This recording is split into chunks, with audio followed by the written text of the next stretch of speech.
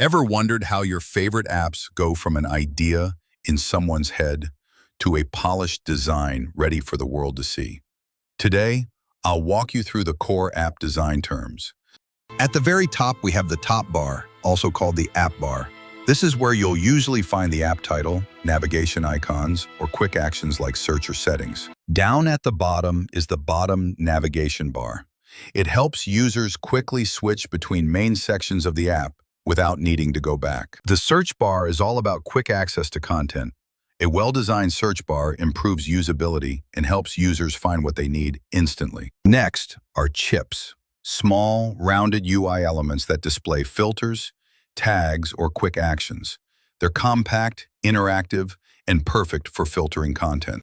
Radio buttons allow users to select exactly one option from a group, great for forms or settings where only one choice makes sense. The Call to Action button, or CTA, is the star of the show, guiding the user toward the most important action, like sign up or buy now. Cards, group-related information, together into a neat, clickable container. They're often used for product previews, articles, or media. A switch lets users quickly toggle a setting on or off. It's ideal for simple binary choices like enabling notifications. The onboarding page introduces new users to your app, showing them key features and how to get started. The sign-up page is where users create an account. Good design here makes the process simple and welcoming, encouraging more sign-ups. Avatars are small images representing a user, usually a profile photo or initials, helping personalize the app experience. The dashboard is the user's control center, displaying key information and stats in one place for quick access. The sort feature allows users to arrange content by relevance, date, or other criteria, improving how they browse. A slider lets users adjust a value by dragging a handle, perfect for volume control, brightness, or range selection. Ratings display feedback scores, often as stars or numbers, helping users judge quality at a glance.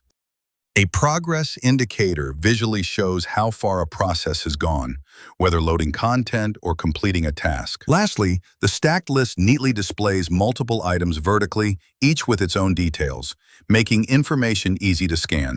Every great app starts with a simple idea, and the first step to bringing that idea to life is the low-fidelity wireframe. This is where we focus on structure, layout, and basic functionality, without worrying about colors or final visuals. It's all about getting the foundation right. Once the structure is clear, we move to the high-fidelity design.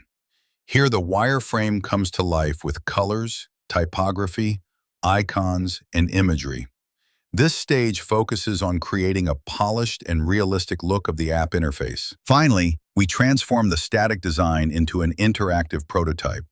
This simulates how the app will actually feel to use, letting us click through screens, test navigation, and refine the user experience before a single line of code is written. That's it for today's video. In part 2 of this series, I'll walk you through the entire planning process, from the very first idea all the way to the final design.